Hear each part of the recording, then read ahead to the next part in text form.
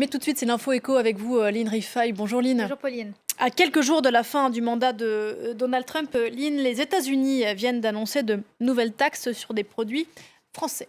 Oui, et jusqu'au bout de son mandat, Donald Trump continue donc sa guerre commerciale et les mesures protectionnistes décidées. Les nouvelles taxes américaines concernent les pièces détachées pour avions, mais aussi et surtout les vins et spiritueux. On fait le point avec Christophe Dansette. Dans un communiqué, le site des douanes américaines indique que depuis minuit 1 heure de Washington, les taxes révisées sont entrées en vigueur.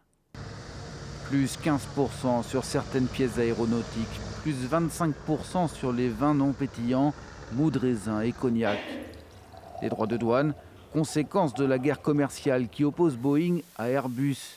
Américains et Européens s'accusent réciproquement depuis 15 ans de soutenir les deux géants de l'aéronautique d'une manière qui contrevient aux règles de concurrence loyale de l'OMC.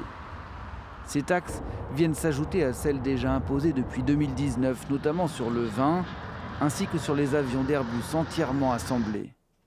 En représailles, l'Union européenne avait à son tour taxé certains produits américains à hauteur de 4 milliards de dollars.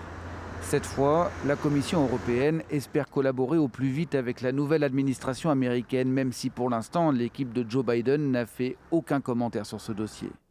De son côté, Airbus juge la mesure contre-productive et estime qu'elle pourrait nuire à terme aux salariés américains de l'usine d'Alabama. Victimes collatérales de ce conflit commercial, les exportateurs de vins et spiritueux français sont furieux. Les États-Unis sont leur premier marché d'exportation. Ils représentaient pas moins de 3 milliards d'euros en 2018. Les taxations imposées en 2019 avaient déjà porté un coup dur au secteur avec des importations américaines en baisse de 50% et une perte de chiffre d'affaires d'environ 600 millions d'euros. Surtout que désormais, certains producteurs comme ceux de Cognac ou d'Armagnac qui avaient échappé à la première vague de taxes sont à leur tour concernés. Les professionnels ont rendez-vous ce mercredi à Bercy pour discuter d'éventuelles mesures de soutien compensatoires.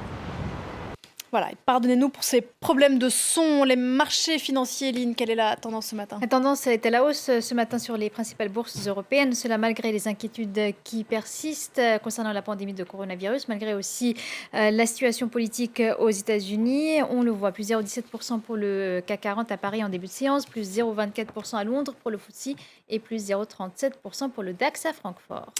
Après un siècle de présence au Brésil, Ford s'apprête à s'en retirer. Oui, le groupe automobile ferme ses 3 dernières usines dans le pays. Conséquence, près de 5000 licenciements dans un secteur secoué par la crise du Covid-19. L'objectif est d'économiser plus de 4 milliards de dollars. Et puis un peu plus au nord, Las Vegas, où se tient tous les ans le salon de l'électronique grand public, le CES, de conditions particulières cette année. Conditions particulières en distanciel, en virtuel cette année. Pour la première fois donc cette année, le salon a lieu en ligne pour cause de pandémie de Covid-19. Tour d'horizon des dernières innovations avec Mounia Kassem. Des allées bondées, des stands pris d'assaut ou encore des présentations à guichets fermés. C'est à cela que ressemblait jusqu'à l'année dernière le salon de la tech de Las Vegas. C'est désormais terminé, en tout cas pour l'édition 2021. Les casinos ont été désertés, tout se fait de manière virtuelle pour ne pas risquer de voir se propager le coronavirus.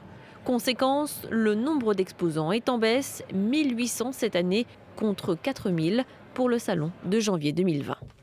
De nombreuses entreprises ont fait part de leurs inquiétudes, pas seulement pour les participants qui allaient venir à Las Vegas, mais aussi pour leurs propres employés. Les conséquences financières pour nous sont assez importantes, mais nous avons tout de même choisi d'investir massivement pour avoir le meilleur événement numérique possible.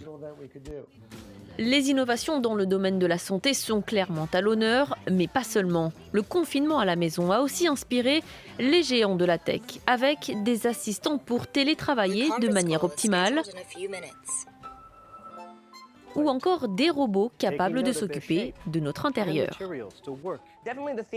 Le thème est clairement de s'adapter à la nouvelle normalité. Le slogan « Une meilleure normalité pour tous ». Donc la technologie qui a été annoncée est censée s'adapter à la vie que nous vivons. Nous travaillons de chez nous ou jouons de chez nous. 100 000 spectateurs sont attendus en ligne, c'est moitié moins que l'an dernier. Les organisateurs anticipent déjà la version 2022 du salon qu'ils souhaitent organiser à Las Vegas, mais un retour à la normale est loin d'être certain. Merci beaucoup Lynn, c'était l'info éco. J'ai été quelque peu surprise par cet Elvis plus vrai que nature. À demain dans Paris Direct à la une de la presse. Hélène.